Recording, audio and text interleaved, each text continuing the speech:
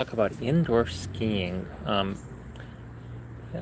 Summertime, it's August 7th, I believe, and most people are not thinking about skiing, but hey, every day I think about skiing, and I'm thinking about it right now.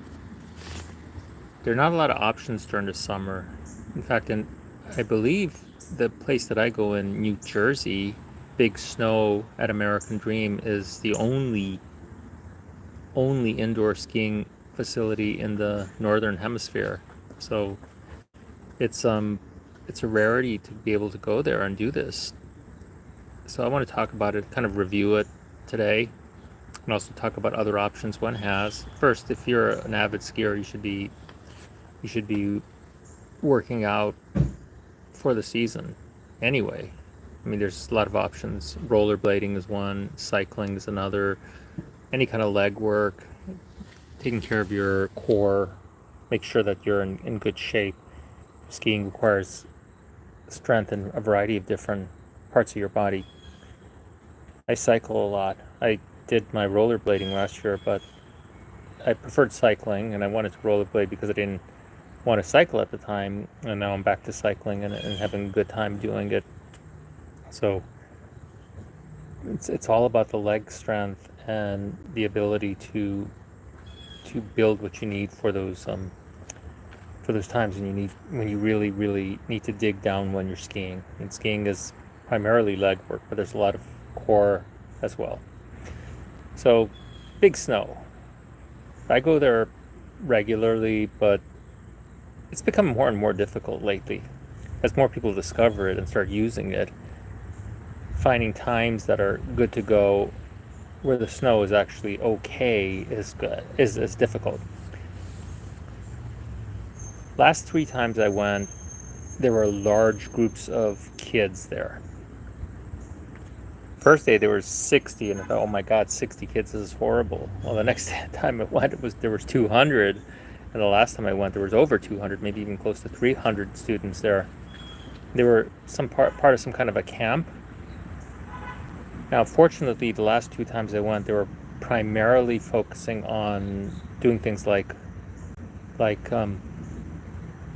sledding rather than actually skiing or snowboarding, because when they do ski and snowboard, they really disrupt the ability of other skiers to be able to ski.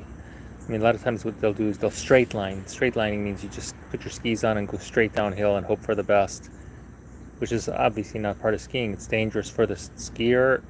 It's also dangerous for other people around the skier. So one has to be able to turn in order to ski well. And it's a fundamental.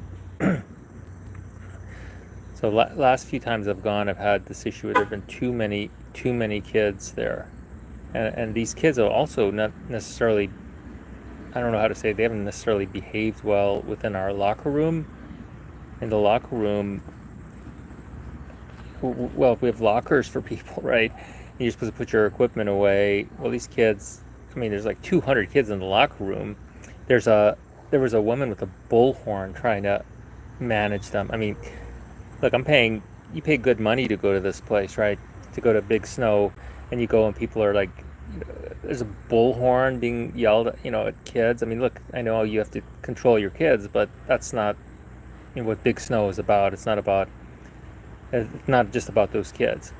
Part of it's Big Snow is right outside of New York City in the Meadowlands, right? So that's one of the issues because you're so close to New York City. You're going to get a lot of people from New York City coming in. That's a huge city, so it's inevitable.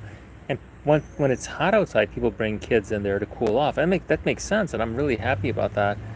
But whoever is controlling these kids needs to do a better job controlling them. Like, for instance, make sure that they don't straight line. Make sure that they treat other guests appropriately.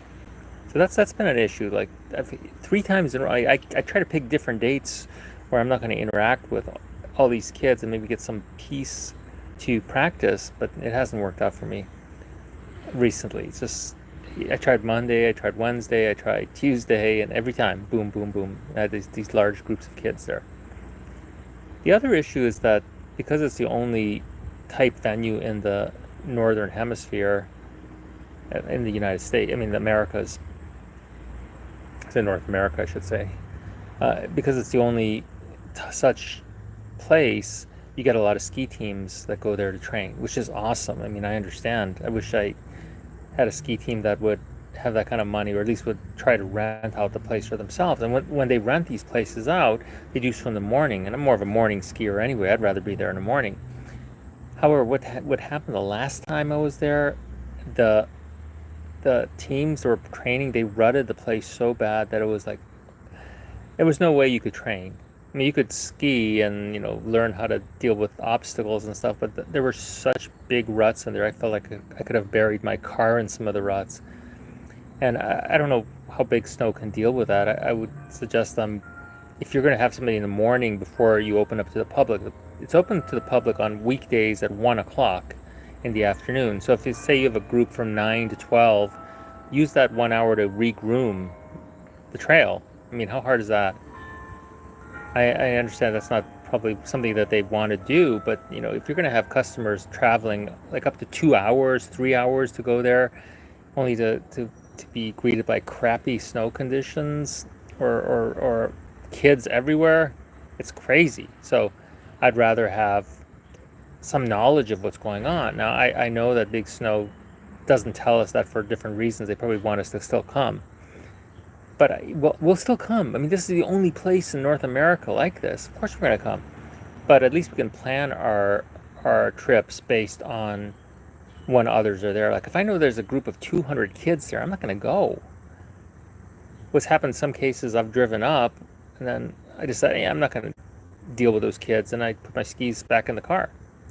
And that's a problem, okay? So help us plan. That's all. We're still going to come. We're not going to give up because we love skiing, and I love being able to ski during the summer too. That's Big Snow. Another alternative that you may or may not know of are these indoor ski simulators. There's one in Doylestown where I live, run by this great guy Andre, who is an extremely good skier and a good coach. You are basically use your regular ski boots. You lock into this mechanism, and you start going side to side with a screen in front of you that shows you going down a mountain. It's amazing. It's probably runs. I can't remember the prices off the top of my head, but it probably runs about $60 for a half an hour, and it's worth it. I mean, half an hour is a lot of work on that. I mean, it's a lot of work, and then you have a coach basically who's helping you out. Like one of my problems was I wasn't getting good enough edge angles, and it reads out what your edge angle is.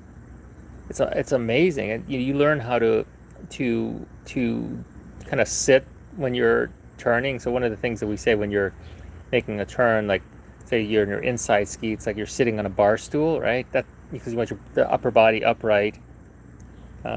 It's so good. It's so yeah. Who wrote Brendan? Yes, you're right. I mean, they're not going to change their practices because they want the money. And if you have like a group of 200 kids coming in to Big Snow, that's a lot of money. And I understand that.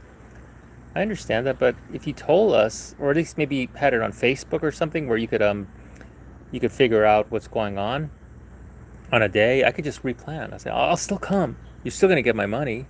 I mean, most of us buy these passes, right? I buy this 6-pack, so I mean, they already have my money. Maybe that's why they're doing it, because they already have the money. They don't need to change. But with the place in Doylestown that I was talking about, the ski simulators called Four Season, not Seasons, Four Season Alpine, it's worth the money. I mean, it is worth it. There's 2 simulators. You set an appointment. Like I'm planning on going this Saturday morning. I know I'm going to get a really, really good workout. And then Andre, he helps you out. Like I see him at Big Snow, and he's there. He took video of me and showed how crappy I was skiing on that day. It was awesome. Not the crappy skiing, but it's awesome that he's willing to give the feedback. So I'm going to go back this weekend, and we'll talk about the things that I did wrong, and he's going to show me how to do things better.